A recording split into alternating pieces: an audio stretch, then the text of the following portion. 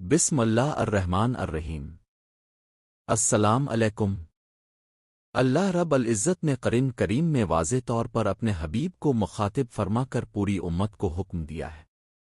آپ مسلمان مردوں سے کہہ دیجئے کہ وہ اپنی نگاہیں نیچی رکھیں اور اپنی شرمگاہوں کی حفاظت کریں، یہ ان کے لیے زیادہ پاکیزگی کی بات ہے۔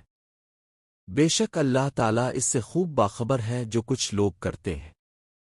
اس کے بعد اگلی آیت میں عورتوں کو بھی یہی تعلیم دی گئی ہے، بلکہ بعض دوسری باتوں کی طرف بھی توجہ دلائی گئی ہے، جن میں سے ایک یہ ہے کہ وہ اپنی زینت ظاہر نہ کریں مگر وہ جو خود بخود ظاہر ہو جائے۔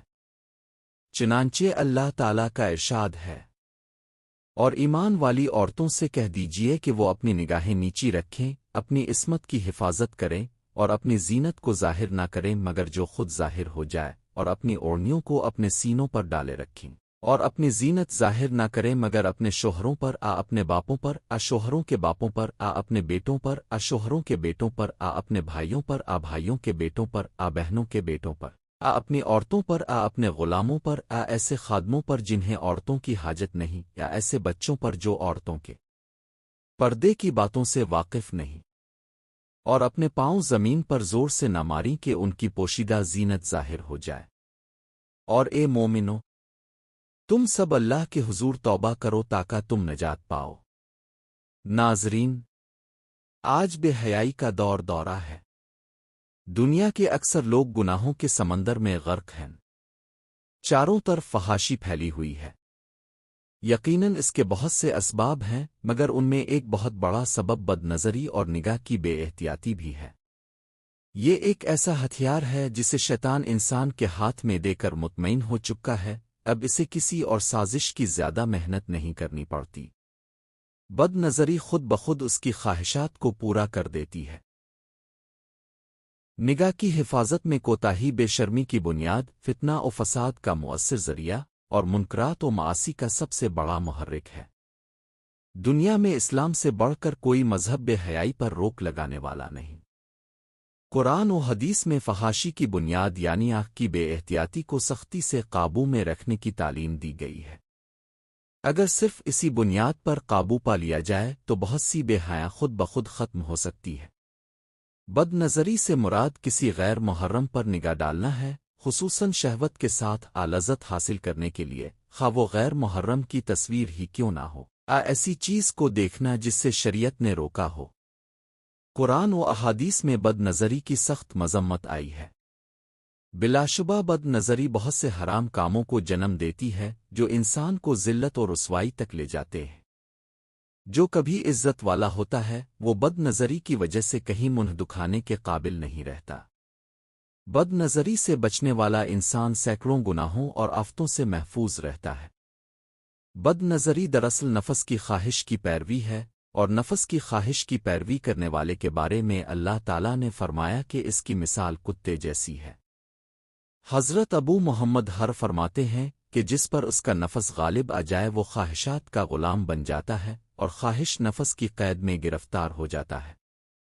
ایسے شخص کا دل اللہ کے کلام سے نہ لذت پاتا ہے، نہ اس پر عمل کر پاتا ہے، اگرچہ اس کی زبان پر ذکر کثرت سے ہو۔ بد نظری اپنے دامن میں گناہوں کا سمندر رکھتی ہے، اور اس کی سزائیں بھی سخت ہیں۔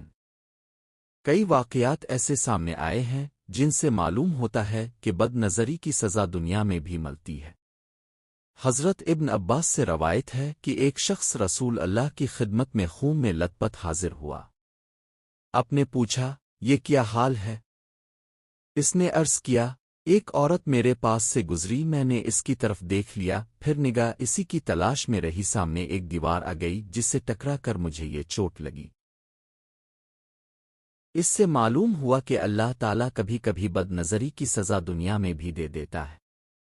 بد نظری نفس کی اصلاح کے راستے میں سب سے بڑی رکاوٹ اور انسان کے باطن کے لیے تباہ کن ہے۔ جب تک نگاہ قابو میں نہ آئے باطن کی اصلاح کا تصور ممکن نہیں۔ نگاہ کی حفاظت کے بعد ہی انسان کو بلند مرتبہ حاصل ہوتا ہے۔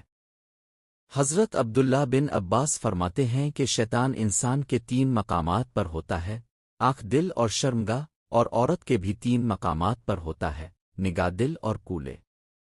حضرت سفیان ثور فرماتے ہیں کہ حضرت ربی بن خصم اپنی نگاہیں بند رکھتے تھے۔ ایک مرتبہ چند عورتیں گزریں تو انہوں نے آنکھیں بند کر لیں۔ عورتوں نے انہیں نابینا سمجھا اور اللہ سے عافیت کی دعا کی۔ حضرت حکیم لقمان نے اپنے بیٹے کو نصیحت کی، بیٹے، شیر اور سانپ کے پیچھے چل لینا مگر عورت کے پیچھے مت چلنا۔ حضرت مفتی محمد شفیع نے لکھا ہے کہ شیطان نیک آدمی سے یہ نہیں کہتا کہ تم زنا کرو، بلکہ پہلے ایک حسین چہرہ دکھاتا ہے۔ اگر تم نے اس خیال کو دل سے نہ نکالا تو وہ بار بار آئے گا۔ پہلی نظر بے اختیار ہوتی ہے، دوسری اختیار میں آ جاتی ہے، پھر وہ درخت کی شکل اختیار کر لیتا ہے، یہاں تک کہ گناہ سرزد ہو جاتا ہے۔ دنیا میں ایسے لوگ بھی گزرے ہیں جو برے کاموں کی وجہ سے ہلاک ہوئے، اور ایسے بھی جو پاک دامنی اور گناہوں سے بچنے کی وجہ سے اللہ کے مقرب بنے۔